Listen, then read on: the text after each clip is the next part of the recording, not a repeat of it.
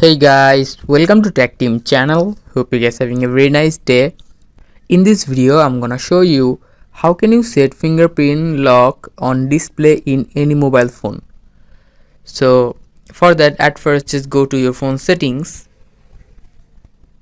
Now just scroll down, or you can search in the top search bar password and security. Click on it. Now here you can see there are 4 options here: screen lock, fingerprint unlock, face unlock. The first one is screen lock. Just click on it. Now after clicking it, you will see 3 options here: pattern, pin and password. If you want to set a pattern for your screen lock, you can set it.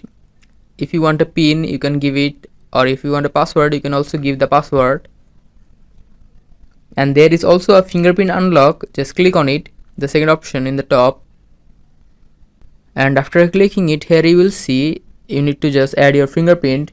You can add more than one fingerprint of yours, and after adding the fingerprint, you can just set fingerprint lock on display on any mobile phone. So guys, that's how you can do it. Hope you find this video helpful. If you find this video helpful, then give a thumbs up and don't forget to subscribe Tech Team channel. Thank you very much for watching the video.